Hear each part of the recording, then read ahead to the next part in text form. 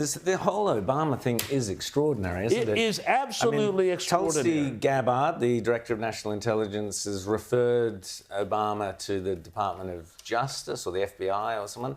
How bad could this get for Obama? Well, it could theoretically get very bad. I mean, one of the things that we've seen here, and it's really interesting how all of the different stuff that they used to try and get Trump could be turned around on Obama. So one thing you'd note is that there was a Supreme Court decision that everybody misreported that said Trump was above the law. No, they said that actually on certain things they can prosecute a sitting president, and that could also apply to Obama, treason a would former not be, president. And you wouldn't have immunity from treason, presidential immunity. This was, I mean, this is astonishing. It was a quiet coup. That's what it was. Of course it was. It was a bureaucratic coup. And it was successful in many ways. It completely undermined Donald Trump's first term. Absolutely. There's a great many Americans to this day who think Russia hacked the election and that the 2016 election result wasn't legitimate. So there's a great many Australians, namely those who watch the ABC. Oh, or because the Channel ABC 10 did a massive... or Channel The 9 ABC or still Channel has 7. on its website, without any sort of correction, the whole Russia, Are You Listening? What a joke. Podcast Greatest. that were entirely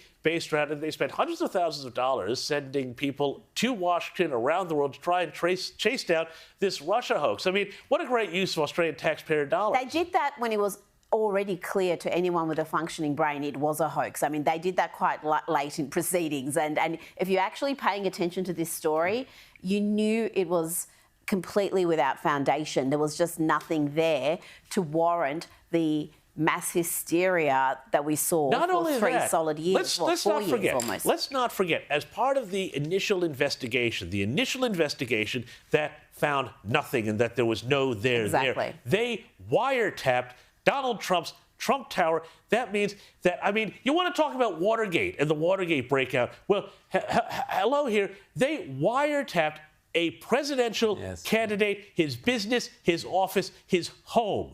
Now, that's not an attack on democracy, and they found nothing. Yeah. We had, 25 states trying to kick Donald Trump off the ballot. You want to talk about undermining democracy. So this is the biggest issue of the decade, of the century, possibly.